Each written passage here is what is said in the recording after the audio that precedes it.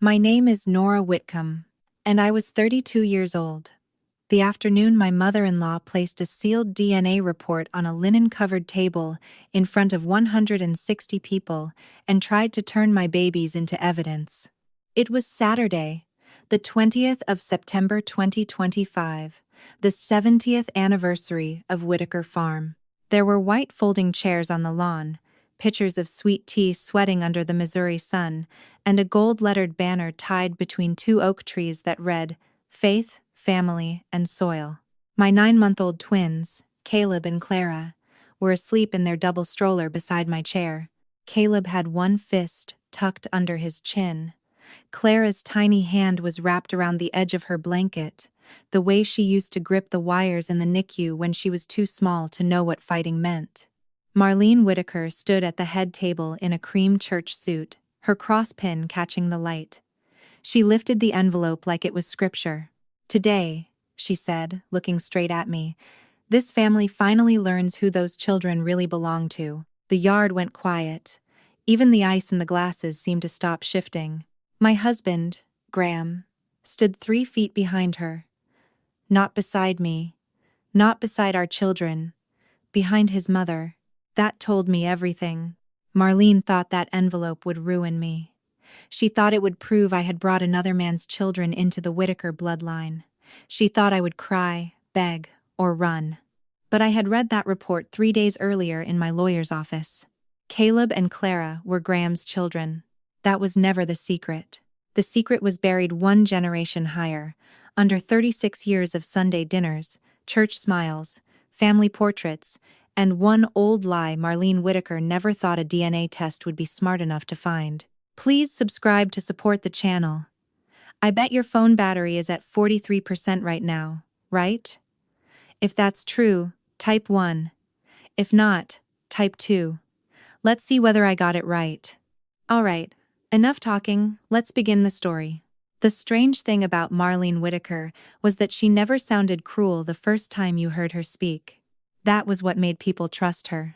When Graham first drove me out to Whitaker Farm in October of 2019, I sat in the passenger seat of his truck with a paper bag of dinner rolls balanced on my knees. I was 27 then, working night shifts in the NICU, still young enough to believe that if you showed up polite, helpful, and sincere, people would eventually meet you halfway. The farm sat outside Weston, Missouri, 140 acres of pasture, soybean fields, old fencing, and red barns that looked almost too perfect against the pale October sky. Graham pointed things out as we came up the gravel drive. The south field, the machine shed, the pond his grandfather dug by hand. He said all of it, with that quiet pride men use when they are really talking about their last name. Arthur Whitaker met us on the porch before Graham even put the truck in park. He was tall, silver-haired, wearing a flannel shirt tucked into jeans, the kind of man who looked like he had spent his whole life being listened to. But when he shook my hand, he used both of his. Nora, he said. Graham tells us you work with premature babies. Yes, sir. He nodded once, solemnly. Then you've done harder work before breakfast than most men do all week. I liked him immediately. Then Marlene opened the screen door. She was smaller than I expected. Neat in the way some women are when they want the world to know disorder has never been invited inside. Her hair was sprayed into place. Her lipstick matched her blouse. A small gold cross rested at her collarbone. She smiled and held out one hand. Not a hug, a handshake. NICU nursing, she said, looking me over as if she could still see the scrubs I had changed out of before coming. That must make marriage difficult. Babies all night. Husband somewhere in the middle. Graham laughed softly, like she had made a harmless joke. I smiled, because I did not yet know the family rule. When Marlene cut you, everyone else pretended not to see the blood. Dinner was pot roast, green beans, yeast rolls, and apple pie served on blue and white plates that Marlene said had belonged to Graham's grandmother. Above the sideboard hung 4 framed photographs.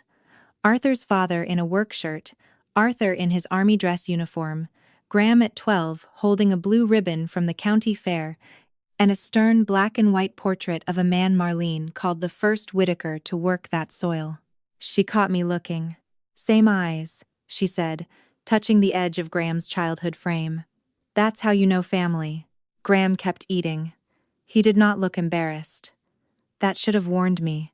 Marlene asked about my parents, my church, my student loans, whether divorce ran in my family, whether red hair was common on my mother's side, whether women in my family had complicated pregnancies.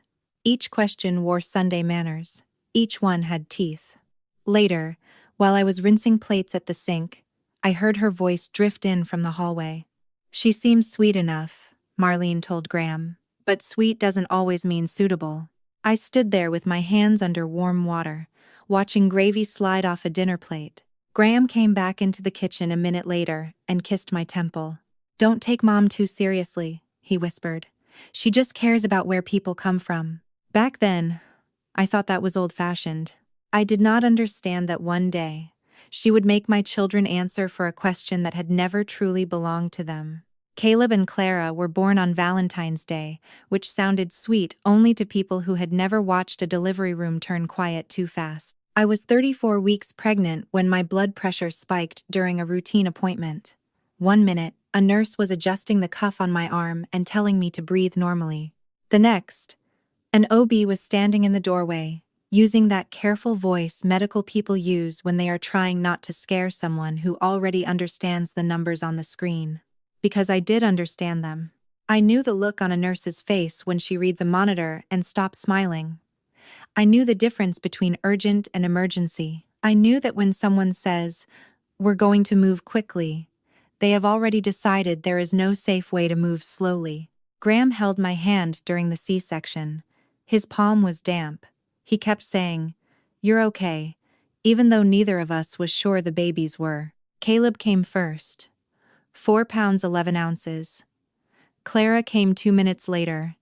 4 pounds 6. I heard one thin cry, then another smaller one, and then both of them disappeared behind a wall of blue scrubs, warming lights, and clear plastic bassinets. No one placed them on my chest. No one took the soft, glowing family photo people post with captions about blessings. They went straight to the NICU. For 18 days, I existed in 3-hour increments. Pump, label, wash, walk back to the incubators, ask about oxygen. Pretend not to read too much into the nurses' faces. My hands cracked from sanitizer. My phone filled with pictures of tiny feet, taped tubes, and 2 name cards written in purple marker. Caleb Whitaker, Clara Whitaker. Marlene came on the 6th day. She did not ask if I was healing. She did not ask whether the babies had gained weight. She did not ask what the neonatologist had said that morning. Her first concern was not their lungs. She stood beside Caleb's incubator with her purse hooked over her elbow and stared through the plastic like she was looking at something behind glass in an antique store. "He's very fair," she said. I was too tired to understand the shape of the sentence. "My mother had red hair," I said. "So did her mother." Marlene moved to Clara's incubator. Clara was asleep under the bilirubin light, one fist curled beside her cheek, her hair no more than a copper shadow against her scalp. "Both of them," Marlene murmured. Graham stood near the sink, checking a message on his phone. He heard her. I know he heard her. Marlene touched the pearls at her throat and gave me a small, almost tender smile. Whitaker genes usually don't hide. That was the first time she said it. Not loud, not cruel enough for anyone to correct, just soft enough to survive the room. And I remember looking at my babies through the incubator walls, at their little chests rising and falling under wires, and realizing Marlene was not seeing 2 children fighting to breathe. She was seeing a question. When the twins finally came home, everyone told me the hard part was over. They said it in kind voices, with casseroles in foil pans, and soft little smiles. People give a new mother when they want to believe survival is the same thing as peace. Caleb and Clara were out of the NICU. Their oxygen levels were stable. Their pediatrician was pleased. I should have been able to breathe. But Marlene had brought something home with us too. At first, it was small enough that I could pretend I was imagining it. A pause when she looked into the double bassinet. A tilt of her head when Clara opened her gray-blue eyes. A quiet, Isn't that interesting? When Caleb's hair dried into soft red wisps after his bath. She never said the word affair. That would have been too plain for Marlene.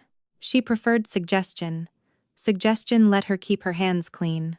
At church, when Mrs. Hensley leaned over the pew and said the babies were beautiful, Marlene smiled and replied, "They certainly favor Nora's side." She said it lightly, almost warmly, but 3 women turned to look at me before the hymn even started. At Sunday dinner, she brought out Graham's baby book and laid it beside the mashed potatoes like evidence.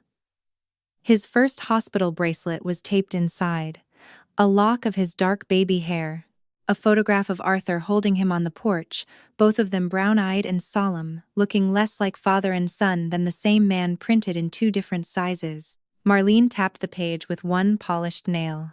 "Strong blood," she said. "That's what Arthur's father used to say. You could always tell a Whitaker child." I was holding Clara against my shoulder, patting her back in slow circles before she spit up half a bottle. Caleb was asleep in the portable bassinet near the window. The room smelled like roast beef, lemon furniture polish, and the lavender hand soap Marlene kept in the guest bathroom. "My mother had red hair," I said. "So did my grandmother." Marlene smiled without showing her teeth. "Of course." 2 words. Polite enough to pass. Sharp enough to draw blood. On the drive home, I waited for Graham to say she had gone too far. I waited through miles of dark country road, past the grain elevator and the gas station with the flickering sign. Finally I said, "Your mother is implying something ugly." Graham kept both hands on the wheel. "She's just adjusting," he said. "To what?" He exhaled through his nose, tired, irritated, already on her side before the argument had even begun. "To being a grandmother. To everything being different." "No," I said. "She's adjusting to the fact that our children don't look the way she expected." He did not answer. That silence settled between us heavier than any confession could have. By April, Marlene had stopped hiding the shape of her suspicion.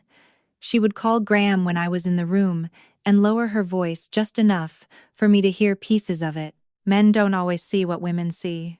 Family history matters. Peace of mind is not an unreasonable thing to ask for. One afternoon, I came downstairs from putting Clara down for a nap and found Graham standing in the laundry room, staring at his phone. The dryer was running behind him, thumping softly every few seconds. "What did she say this time?" I asked. He rubbed his forehead. "She thinks we should do a test."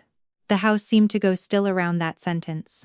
"A test," I repeated, just to calm everybody down. "Everybody?" He looked toward the baby monitor before he looked at me.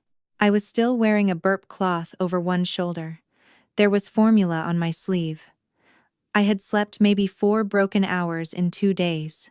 Upstairs, one of the babies made a small sound through the monitor. Not quite a cry, just the beginning of need. I asked him, very carefully, "Do you think Caleb and Clara are yours?" Graham's jaw tightened. "That's not what I'm saying." "It is exactly what you're saying if you don't answer me." He leaned against the dryer and closed his eyes, as if I was the one exhausting him. "Nora, Mom just wants peace of mind." There it was. Not, "I trust you." Not, "I'll handle my mother." Not, "No one gets to question our children." Just his mother's peace, set on the table like it weighed more than mine. I looked at the man who had held my hand while surgeons pulled our children into the world and understood something I had not wanted to understand in the NICU. Marlene had planted the question. But Graham was the one letting it grow. The night my marriage ended, I had been awake for almost 19 hours. It was August 17th, a Sunday, and I had worked a 12-hour NICU shift that started before sunrise. By the time I pulled into our driveway at 8:17 p.m., my feet ached inside my sneakers, my hair smelled faintly like antiseptic, and all I wanted was 10 quiet minutes before the next bottle, the next diaper, the next small emergency. There were 4 bottles in the sink. Graham's shirt was thrown over the back of the sofa. Caleb was crying in that raw, breathless way he did when his gums hurt. Clara was in the swing, flushed and miserable from her vaccines that afternoon, making small broken sounds that went straight through my ribs. And Marlene Whitaker was sitting at my kitchen table. No call, no warning, no invitation. Just Marlene, in a pale blue blouse, with her purse set neatly beside her chair and a glossy brochure lying flat in front of her. Private DNA paternity testing. Fast, confidential, court-admissible options available. I looked at Graham first. He stood by the refrigerator with his arms crossed, staring at the floor like a teenager waiting for a principal to finish speaking. "You gave her a key again," I said. His mouth tightened. "She's my mother." That was not an answer. It was a confession wearing a family title. Marlene folded her hands on top of the brochure. Her wedding ring flashed under the kitchen light. "Nora," she said softly, "if you love this family, you will help us put this matter to rest." Caleb cried harder from the living room. The mother in me wanted to move toward him. The woman being cornered stayed exactly where she was. "Put what to rest?" I asked. Marlene gave me a sad little smile, the kind people use when they have already convicted you but want credit for being gentle. A faithful mother should not be afraid of clarity. There it was again. Not accusation. Clarity. Not cruelty. Family peace. She had a gift for wrapping poison. In words decent people felt guilty refusing. I turned to Graham. "Do you believe I cheated on you?" He looked at his mother before he looked at me. It was less than a second. It was enough. "Nora," he said, rubbing the back of his neck, "that's not the point." "It is the only point." Marlene sighed, as if the brochure had walked into my kitchen by itself. "Sweetheart, if there is nothing to hide, there is nothing to fear." I stared at the brochure, then at the bottle, warmer on the counter, then at the tiny pink sock someone had dropped under Clara's swing. My whole life had become feeding schedules, co-pays, night shifts, spit up, and whispered prayers over two babies who had already fought harder than anyone at that table deserved to judge. I asked Graham one last time, very quietly, "Do you think Caleb and Clara are yours?" His jaw moved once. Then he said it. "If you have nothing to hide, why are you acting scared?" Something inside me went perfectly still. Not numb, not broken. Still. I walked to the sink. I had washed my hands 1,000 times before touching my children. That night, I washed them before touching the last piece of my marriage. Then I dried my hands on a dish towel and pulled off my wedding ring. It caught at the knuckle because my hands had never fully gone back to normal after pregnancy. I tugged once, the skin scraped. A thin red line appeared where gold had been. I placed the ring on the table beside Marlene's DNA brochure and the half-empty bottle Caleb had refused an hour earlier. "I'm not afraid of a test," I said. "I'm afraid of raising children in a family that needs one before it decides to love them." For the first time that night, Marlene smiled. She thought I was surrendering. The next morning, at 9:03, while Caleb slept against my chest and Clara made tiny fists in her blanket, I called Evelyn Price, a family attorney in Kansas City. By 4:40 that afternoon, my petition for divorce was filed. Marlene thought I had run. She had no idea I had simply stopped standing where she wanted to aim. After I filed, Graham moved back to Whitaker Farm. He packed 2 duffel bags, his work, laptop, and the framed photo of him holding Caleb and Clara the day they came home from the hospital. He left behind 3 pairs of shoes, a drawer full of t-shirts, and the sound of his mother's voice in every room. The house felt emptier after he was gone, but not quieter. Not at first. There are different kinds of noise. Some come from people. Some come from realizing what you allowed yourself to live with. Evelyn Price told me to document everything. "Not because you're trying to punish him," she said, sitting across from me in her office with her reading glasses low on her nose. "Because people who rewrite reality usually do it loudest in custody court." So I changed the locks. I saved every text. I wrote down drop-off times, feeding schedules, missed calls, and every sentence Graham sent that began with, "Mom thinks." The temporary order gave Graham 2 supervised visits a week at my house because Caleb and Clara were still small, still medically monitored, still the kind of babies whose pediatrician wrote careful notes in charts. Graham came on Wednesdays and Saturdays. He held them stiffly at first, like a man trying to remember how fatherhood looked when someone else was watching. Marlene came with him on the second Saturday. I almost said no. Then I saw her standing on my porch in a lavender cardigan, carrying a quilted diaper bag she had never used, and wearing the calm expression of a woman who believed doors still opened because she expected them to. Evelyn's voice came back to me. Document everything. So I let them in. I had already placed a small camera on the bookshelf facing the living room. Not hidden, not dramatic. Just there, beside a framed picture of the twins and a ceramic rabbit Tessa had brought over after Easter. For 40 minutes, Marlene behaved beautifully. She complimented Clara's blanket. She asked Graham if Caleb's rash had improved. She used her church voice, the soft one that made every sentence sound like it belonged in a sympathy card. Then Clara spit up. Marlene reached for the yellow muslin cloth before I could. She dabbed Clara's mouth, folded the cloth once, then again, too carefully for something damp with formula. A few minutes later, while Graham was trying to make Caleb laugh with a plastic rattle, Marlene slipped the cloth into the side pocket of her purse. I saw it. I said nothing. 10 minutes after that, she picked up Caleb's bottle from the coffee table and offered to rinse it. She turned her back near the sink. Her shoulder blocked most of the view, but not all of it. Her right hand moved quickly. A small plastic sleeve appeared, touched the nipple of the bottle, then vanished into her purse. At 11:38 that night, after both babies were asleep, I watched the footage twice. The first time, I felt sick. The second time, I felt strangely calm. I sent the video to Evelyn. She called 6 minutes later. "Do you want me to stop her?" I looked toward the nursery door. Caleb and Clara were asleep in the same crib for the last time before I moved them apart, their small hands resting close enough to touch. "No," I said. Evelyn was quiet. "You want her to run the test?" "I want her to trust the weapon she chose." Because by then, I had started to understand something about Marlene Whitaker. A woman that, terrified of another person's blood, was usually hiding something in her own. 3 days before the farm anniversary, Evelyn called me at 7:42 inches the morning and told me to come to her office before lunch. She did not explain over the phone. That was the first thing that made my stomach tighten. Evelyn Price was not a dramatic woman. She handled custody disputes, restraining orders, hidden accounts, and screaming spouses with the same expression most people use to read a grocery list. If she said, "Come in," it meant paper had done what people could not.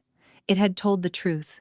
Her office sat on the second floor of an old brick building in downtown Kansas City, above a title company and a bakery that always smelled like burnt sugar by noon. The stairwell creaked under my shoes. The air conditioning inside her office was too cold. On her desk sat a manila folder, 2 paper coffee cups, and a yellow legal pad with my name written across the top. Evelyn did not offer small talk. She slid the folder toward me. "Marlene used a private lab," she said. "The consent forms are a mess, but the report itself is real." I looked at the folder, not touching it yet. "The twins?" I asked.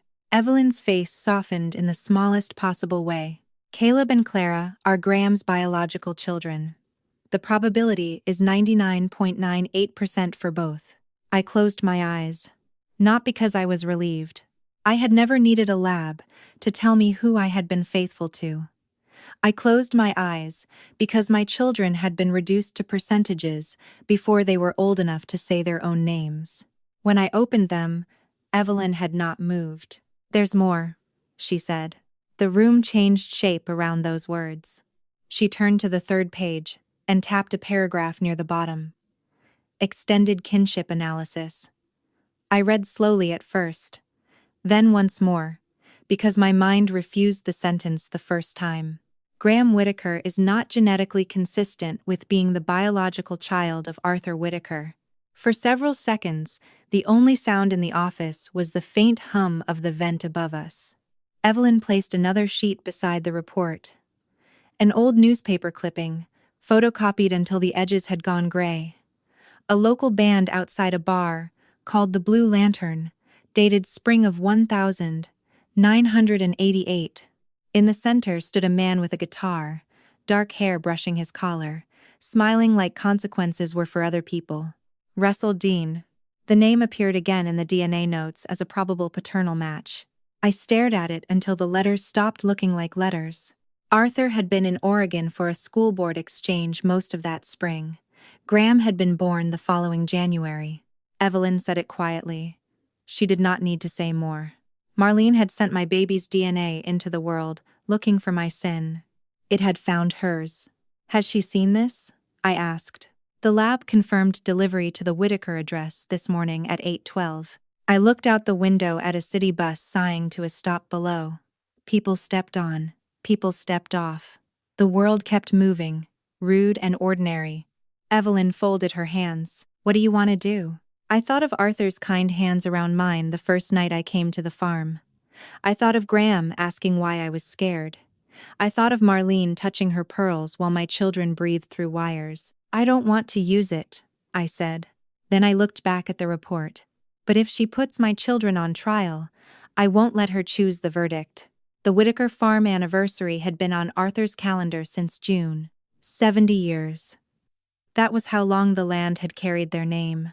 Arthur's father bought the first 40 acres in 1955 with a veteran's loan, 2 borrowed tractors, and, according to family legend, a promise to his wife that their children would never have to rent soil from another man.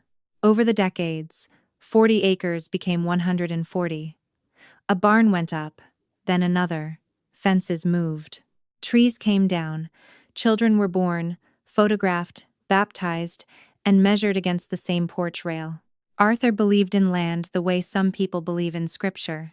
That was why I almost did not go. By then, my divorce petition had been filed for over a month. Graham's visits were stiff and supervised. Marlene had gone quiet, which worried me more than her speaking. Quiet, from a woman like Marlene, was never peace, it was preparation. Then Arthur called me the night before the anniversary. His voice sounded older than it had the last time I heard it. Nora, he said, I know things are difficult.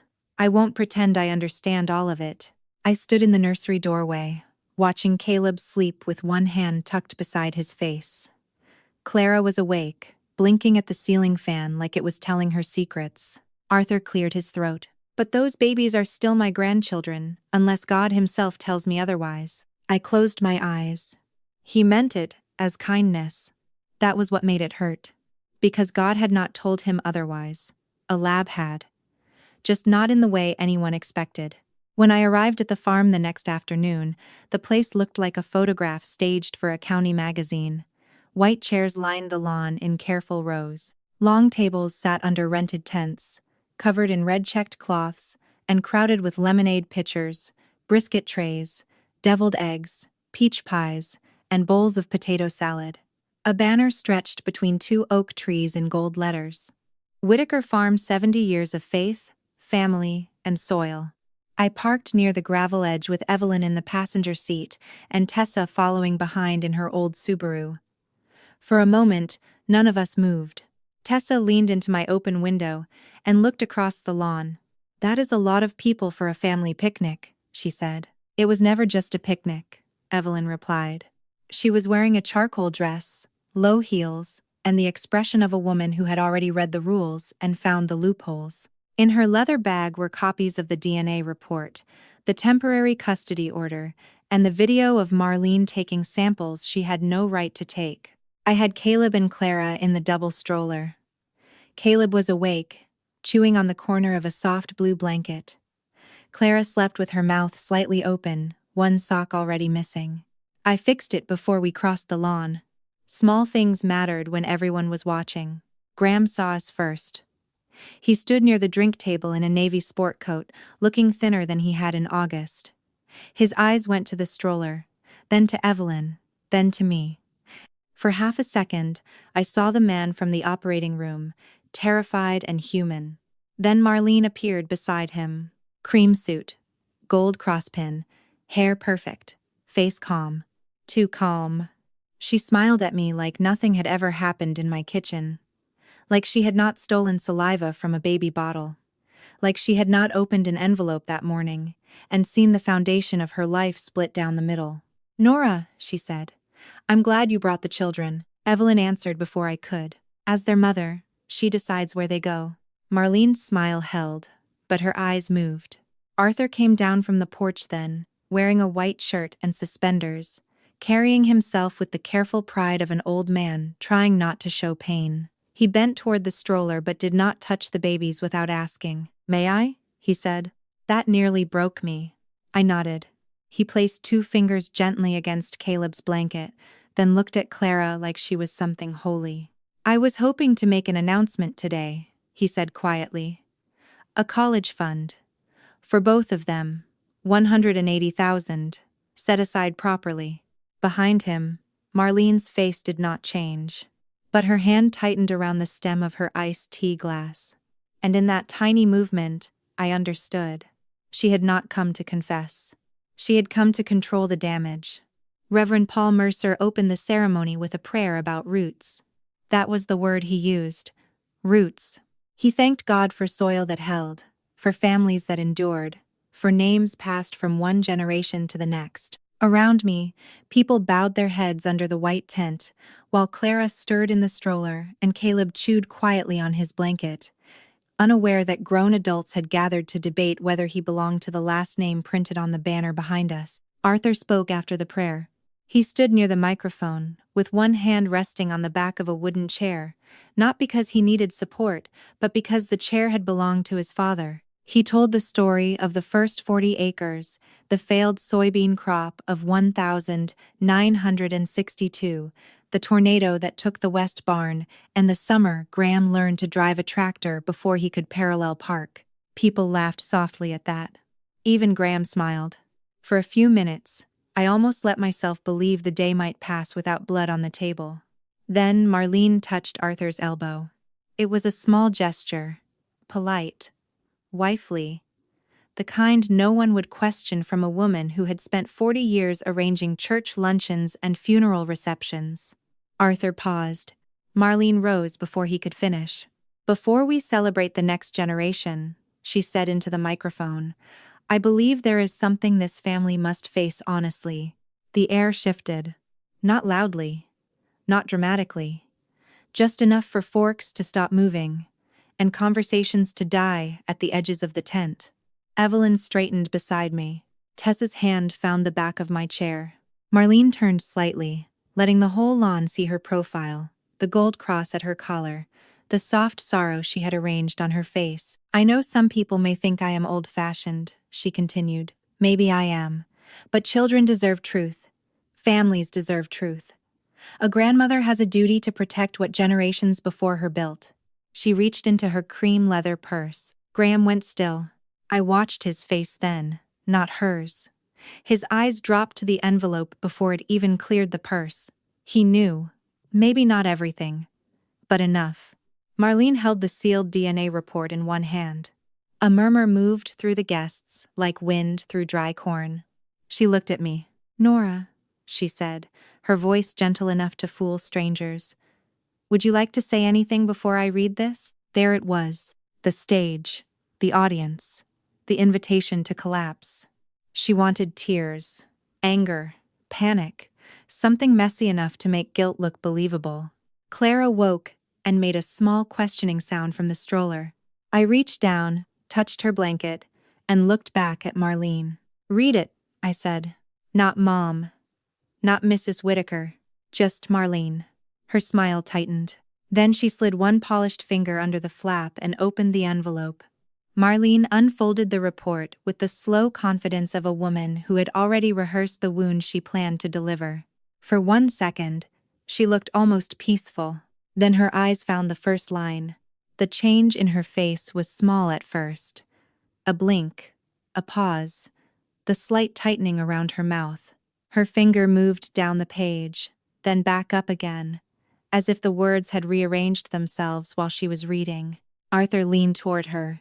"Marlene?" She did not answer. Graham stepped closer to the microphone, his voice low. "Mom, what does it say?" Marlene turned the page. The color drained from her so quickly it looked physical, like someone had pulled a plug beneath her skin.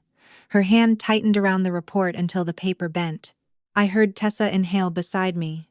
Evelyn took one step forward. "Since Mrs. Whitaker chose to introduce this report publicly," she said, her voice calm and clear, My client has the right to have the findings read accurately and in full. Marlene's head snapped toward her. No. One word. Barely louder than breath. Arthur looked at his wife then, really looked at her, and something in his expression shifted. Marlene, he said, read it. She stared at him, pleading without tears. Evelyn opened her leather folder. I have a certified copy, she said. Marlene made a small sound. Not quite a protest, not quite a prayer. Evelyn read. Probability of paternity between Graham Whitaker and minor child Caleb Whitaker, 99.98%. The tent went silent. Someone near the back whispered, "Oh Lord." Evelyn continued. Probability of paternity between Graham Whitaker and minor child Clara Whitaker, 99.98%. I did not look at Graham. I looked at my children. Caleb had fallen asleep, with the blanket still caught in his fist. Clara was awake, watching the white tent fabric move above her as if none of this had anything to do with her. And it should not have. Evelyn turned one page. But the extended kinship analysis attached to the same report states that Graham Whitaker is not genetically consistent with being the biological child of Arthur Whitaker. The silence after that sentence was different. The first silence had been shame. This one was collapse. Arthur's hand slipped from the back of the chair. Graham turned toward him, then toward Marlene, his mouth open but empty. Marlene whispered, "Stop." Evelyn did not. Probable paternal match. Identified through genetic database. Russell Dean. Arthur closed his eyes. He knew the name. That was the part that broke the room. Not the science. Not the percentages. The recognition. Marlene sat down as if her bones had been removed. Behind her, the banner moved gently in the Missouri wind. Faith. Family. Soil. For the first time since my children were born, no one was looking at their hair. Arthur did not yell. That was what made it worse. He stood under the white tent with one hand, still hovering where the chair back had been, staring at Marlene like he was trying to recognize a woman he had slept beside for nearly 4 decades. His face did not turn red. He did not curse. He did not perform grief for the crowd. He simply looked smaller, as if the report had reached inside him and taken 36 years of certainty out by the roots. How long? He asked. Marlene pressed both hands against her lap. Her mouth opened once, then closed. For the first time since I had known her, she had no sentence polished and ready. Arthur, she whispered. It was before we were settled. It was one mistake. One? His voice stayed quiet. You let me raise another man's son and then stood here questioning hers? No one moved. Even the children seemed to feel the weight of it. Clara had stopped fussing. Caleb slept through it, mercifully untouched by the shame adults kept trying to hand him. Graham turned on me then, because men like him always looked for a safer target before they looked at the truth. You knew? He said. I met his eyes. 3 days. His face twisted. And you let this happen? For a second, I almost laughed. Not because it was funny, because the cruelty of that question was so complete, it circled back into disbelief. You let it happen to our children for 9 months, I said. I let it happen to your mother for 9 minutes. That landed harder than I expected. Graham looked away. Marlene found her voice then, thin and trembling with rage. You ruined this family. I looked at her sitting there in her cream suit, the gold cross still pinned neatly at her collar, mascara gathering under her eyes like smoke. No, I said. I stopped letting you use my babies to hide the crack in it. Arthur turned toward the stroller. I stepped back on instinct, one hand on the handle. He saw the movement and stopped immediately. That restraint nearly broke me. I won't touch them, he said, voice rough. Not unless you say I may. I nodded once. He came no closer. He only looked at Caleb, then Clara, and his eyes filled with something too old and too tired to be called tears. I am sorry, Nora. 3 words. No speech, no excuse, no demand that I forgive him because he was hurting too. Just an apology, finally placed where it belonged. I accepted it with silence. Then I turned the stroller toward the gravel path. Tessa walked on my left, Evelyn on my right. Behind us, the tent remained full of people, food, flowers, and a banner about family, but nobody under it was celebrating anymore. The custody hearing was not dramatic. That surprised me. After everything that had happened under that white tent, I expected raised voices, accusations, maybe one last performance from Marlene in a pressed suit with a Bible verse ready on her tongue. But courtrooms have a way of making people smaller. Under fluorescent lights, behind wooden tables, with a judge reading documented facts instead of family feelings, Marlene had very little room to be impressive. Evelyn presented the video from my living room. The yellow cloth, the bottle nipple, the small plastic sleeve disappearing into Marlene's purse. She presented the public humiliation at the anniversary, the unauthorized test, Graham's failure to stop it, and the pediatric records showing Caleb and Clara still needed consistency, routine, and calm. The temporary order gave me primary custody. Graham received supervised visitation for 90 days. Marlene was not allowed unsupervised contact with either child. She cried when the judge said that, quietly of course. Marlene even cried with posture. Graham did not look at me when we left the courthouse. 2 weeks later, Arthur's attorney sent a letter to Evelyn. The college fund he had planned to announce was placed into an irrevocable trust for Caleb and Clara. $180,000, protected from Graham, from Marlene, and from any future Whitaker argument dressed up as concern. Inside the envelope was a second letter, handwritten. Arthur's script was careful and old-fashioned. I failed to protect the mother of my grandchildren because I was too busy protecting the image of my family. I read that sentence 3 times. It did not fix what had happened. It did not erase the nights I cried in the shower so the babies would not hear me. It did not make Graham brave or Marlene honest, but it was the first true thing anyone in that family had given me, without asking for something in return. Graham texted often after that. Some messages began with apologies. Most began with explanations. Mom was wrong. But you have to understand. I stopped reading after, but the only message I answered was the one where he wrote that none of this would have happened if I had just trusted him. I typed back one sentence. Your mother was wrong, but you were my husband. That part was yours. Then I put the phone down. In December, Tessa and I took Caleb and Clara to see the Christmas lights at Crown Center. Clara laughed at a glowing reindeer. Caleb clapped at the music, both mittens crooked on his hands. I stood there under the gold lights, holding 2 tiny hats, and finally understood something no DNA report could ever measure. Family is not the place where children prove they belong. Family is the place where they are loved before anyone asks who they look like. Tốt. Viết tiếp với 350 từ dựa vào nội dung trên viết một bài học về cuộc sống được rút ra từ câu chuyện, thường ngày một cách sâu sắc, ý nghĩa, liên quan đến các giá trị sống, gia đình, tình yêu hoặc khả năng phục hồi, để lại ấn tượng mạnh mẽ cho khán giả. Mời khán giả để lại bình luận về câu chuyện, yêu cầu thích và đăng ký, viết bằng tiếng, anh chấm viết ra ngoài.